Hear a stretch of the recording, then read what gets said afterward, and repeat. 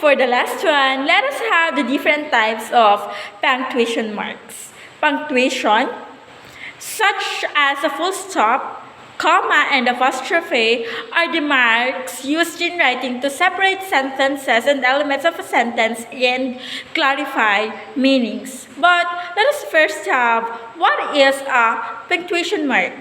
In simple terms, punctuation marks are a symbol to create and support meaning within a sentence or to break it up. Examples of different punctuation marks include full stop or a period, commas, question marks, exclamation marks, colons, semicolons, apostrophes, and speech marks. Let us first have the period or the full stop. A full stop is the punctuation name for a mark that is used to show the end of a sentence.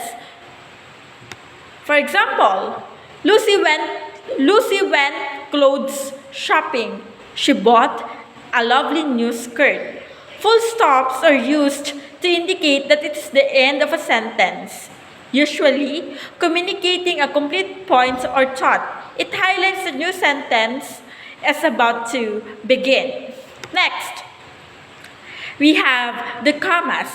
Commas, the punctuation mark or name for a mark that are great for breaking down sentences, combining two clauses, or showing us when to pause. For example, despite the fact I hate maths, I quite like learning about fractions. This shows how commas can add emphasis and tell the reader when to pause. Sometimes, commas can be misplaced, or this is what we call a comma splice, where two independent clauses are connected by a comma when they should really be separated with a full stop or semicolon or connected with a connective. We also have a dash. A dash is the punctuation name for a mark that used to separate into statements. There are two common types of dashes, an N dash and M dash, which vary in length. The N dash is twice as long as a hyphen and is most commonly used to signify a range between two words or numbers. For example, 1990 to 2014, that is an N dash. Meanwhile, the M dash can be used in the place of a comma, parenthesis, or a colon to enhance readability or emphasize the conclusion of a sentence. For example, she gave him her answer, no. Okay.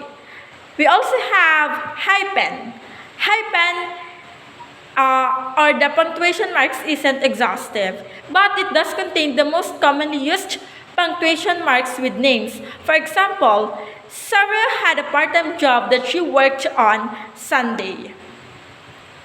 Next is we have parenthesis.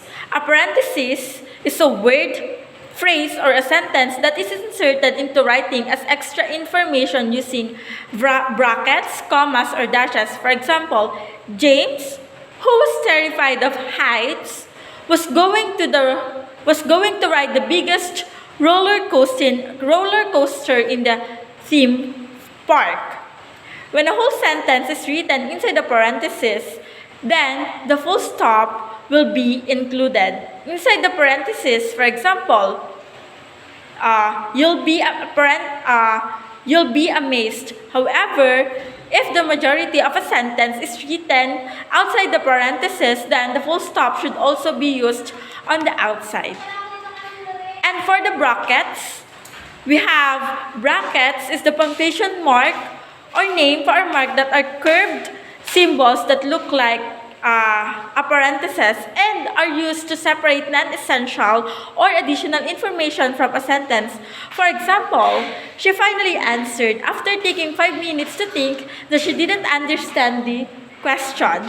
And we also have the quotation marks. When we see quotation marks, it is the punctuation name for a mark that are the primary type of punctuation used in quotes. These are inverted commas that are used as either single or double. sets. We could have the single quotation mark or we could have the double quotation marks. They are used either to mark the beginning and end or a title or quoted passage. For example, walking across the beach, Mary said, "The weather is very sunny today." We also have ellipsis as a punctuation mark. An ellipsis, or for its plural form, we have ellipses, is a punctuation mark made up of three dots. Ellipses are commonly used to indicate the omission of words, lines, or paragraphs from a quoted passage. For example, today, we could have the ellipses and then we are proud to announce our new product.